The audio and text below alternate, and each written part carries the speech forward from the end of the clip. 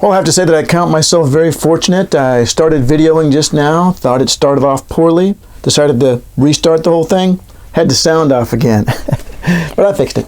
All right, this is a video to go along with my email where I explain how Exam 2 is going to work. I thought it might also be helpful to hear me talk about it and not just show you this list right here, which will show up on your email. Now, by the way, the end of the email says that I set up a TCU Online page for both classes.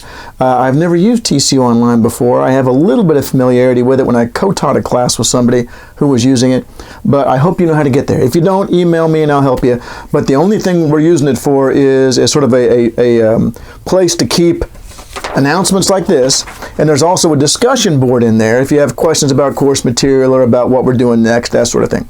Let's see, anything else like that on there? I think that's all I'm going to use it for right now. I have the study questions on there, but you've already got a place to get those. So that shouldn't be an issue. All right, here's the deal with Exam 2. Let's see. The exam will be timed, John Harvey says. You will have 2 hours from start to end, to start it, complete it, and submit it, all right? Those permitted extra time will still get their extra time, of course. But, and I'm assuming submitting it via email, but I got to see how the whole TCU Online thing works. Either one, whatever. I don't know. But the important point at this juncture is that it's timed, 2 hours. Right? I will email the test, or however I'm going to send it out, in Word, so that you may type your answers directly onto the page if you like, and then just send that back. All right? So that way you've already got the document you're going to send back to me. If you would rather handwrite your exam, this is TCU. This is not A&M. Even though it's now virtual and not real. And so go ahead and write out your answers if you want to. Just take a picture with your phone and then email me the pictures, all right? And I'll just dish your grade off of that. Then, let's see. Oh yeah, I decided no graphs on Exam 2, all right? That way you don't have to figure out how you're going to draw a graph, or it also doesn't obligate everyone to taking pictures. Now, I will say that there may well be questions that require you to draw a graph in order to figure out the answer, all right?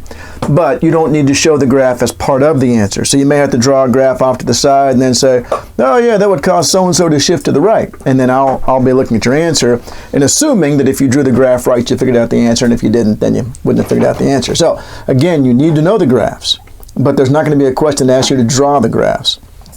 Let's see. Okay, it would be a combination of Hell and non-Hell questions. I know initially I was thinking just non-Hell, and then I thought, well, wait a minute.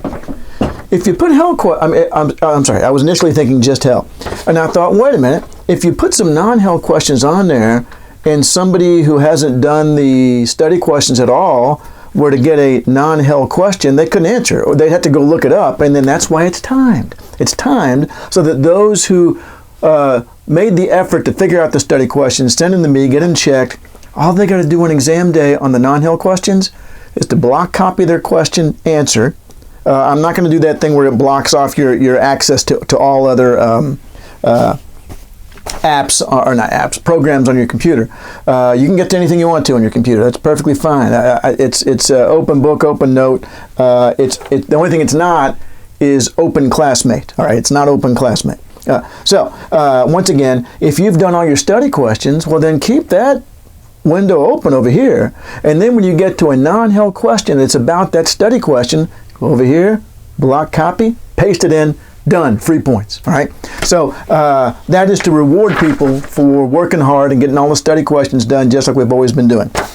All right, this time you have to remember it. Now, let's see, another reason, let's see where I am here.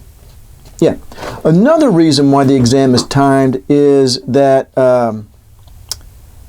well, as I just implied, that if you hadn't looked up those answers, it's going to take you a while to stop and go look up the answer, and it might be much more difficult for you to complete the test if you hadn't already done the study question answers. Hello, dog. And also to preserve academic honesty, all right? Particularly on the Hell questions. And I worry about this, as you know, in class, about making sure that there's no cheating going on, because I don't want the people who are working hard to be screwed over. But on the exam, let's say I gave it to you for 24 hours, all right? And think about that. Okay, well now the people could easily coordinate and get together and figure out, at least attempt to figure out answers together. And the people who worked really hard are not going to be rewarded commensurately with how hard they worked. So You got 2 hours. That way, the people who have worked hard and studied the material, and you should be able to finish this easily in under an hour. I mean, imagine that roughly 40% of the points, but honestly, more of the actual writing is on the non-Hell stuff. Well, shoot, if you've done the work, you're just going to block, copy, paste, block, copy, paste, block, copy, paste. The Hell questions, as always, are really going to take more thinking. They're going to take more time because you're going to think them through, but there's not that much to write.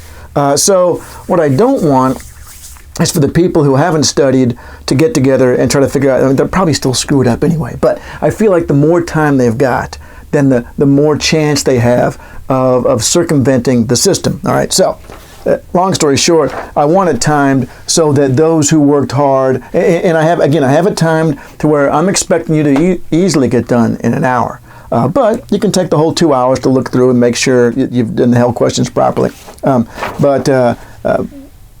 I'm still trying to give you plenty of time, but not enough time for those few bad apples. All right.